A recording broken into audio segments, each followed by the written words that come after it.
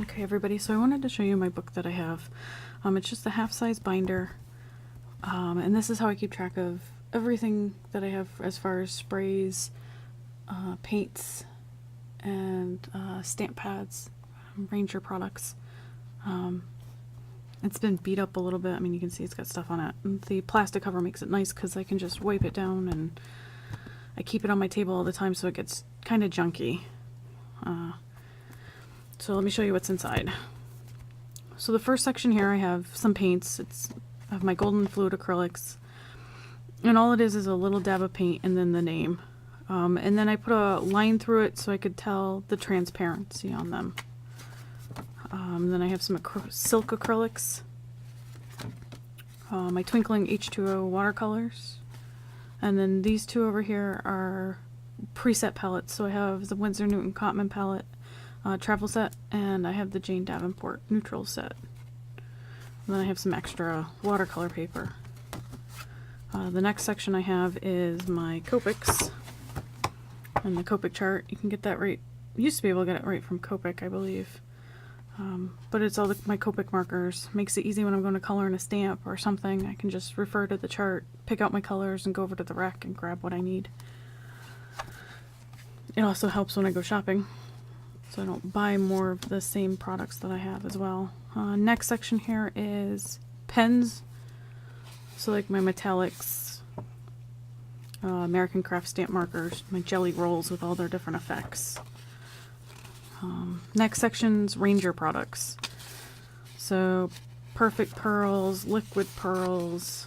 And I just do a little Z of the Liquid Pearls just so I can see what the actual color is and what they look like. My Distress inks, I use a little R stamp for Ranger.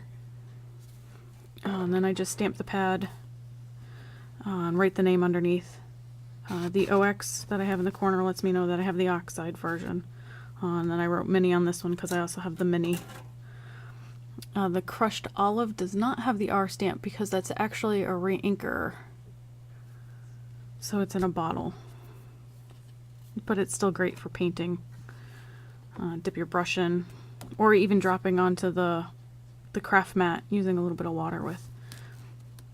Then I have my Distress markers, my Distress stains, my Distress paints, Stickles. Stickles I did the same thing as the Liquid Pearls, just a little Z.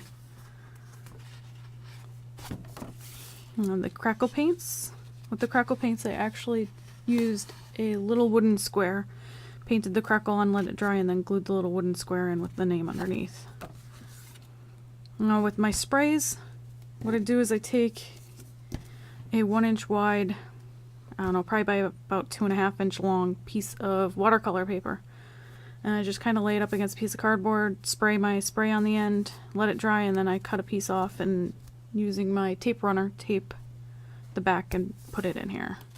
So now this one here, it already has the Dylusions ink spray on there. This I got right from Ranger's site. They have an organized section. And then this allows me to actually see what the actual spray looks like when it's used, making it, again, easy to go pick out. And then Distress stains, Perfect Pearls, Mists, and my archival inks. So to keep my other stamp pads separate from my Ranger so I can just look and say, hey, that's not a Ranger ink, I use a little Rhino stamp.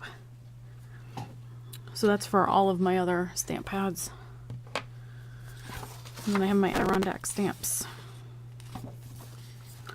And the next section is my Lindy's. So this is all my other sprays. So now this grid here is one that I have done up with no brands or no nothing on. I borrowed Lindy's thing from their website and put that on there so I know what it is. You can see there's some tape goo still on there when I taped it down. And with the Lindy sprays, I know that if I have the spray, I have the embossing powder to match because I always buy the sprays and the embossing powder together. And then I have my Lindy's Magicals, my Tattered Angels. And the Tattered Angels, I did before I had the grids made up, so they're just kind of squares glued down with the names written on. The Heidi Swapp color shines. And my plain Jane was done even before I started using the watercolor paper, and that was just on a lined sheet of paper. I only have 4, so I haven't bothered transferring it over. Now these tabs here in the back, I had run out of the original tabs. I made these ones using the We Are Memory Keepers tab punch board. So if you're interested in something like that, I can always run a tutorial. It's quick, simple, easy. Shouldn't be intimidated by it. Just let me know if you'd like a tutorial on that, and I can definitely do one for you. But this section here is, I have like my Stampin' Up! Stamps, my miscellaneous stamps, so Stays On, Versamagic, my 3D PBO tube paints. So there's like the metallic and the glitter and the crystal and the pearl. And then this section's all dies. It's like my Sizzix dies, so I have them all written down because dies are very expensive. I would hate to buy 2 of the same. I have before. My last section here is just projects and punches. So I know like this is the first line on my machine, and this is right all the way to the end of the machine. And then like size papers I need to cut for certain things, and then how to punch it. Book necklace I'm working on. Oops, sorry, I banged the camera there. Some other projects I have in the works. Popular sizes, and then plenty of note paper, just so I can take notes when I'm out. And this is what the blank grid sheet looks like.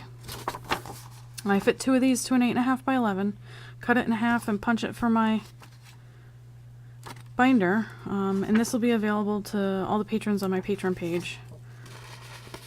So if you want to get a hold of that, feel free to hop on over and visit me at Patreon.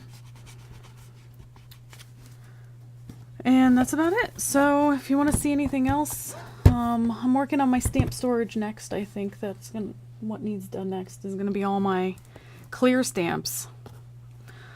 So if you want to see how I organize all my clear stamps, let me know. I'll do a video on that. And I hope to see you all soon.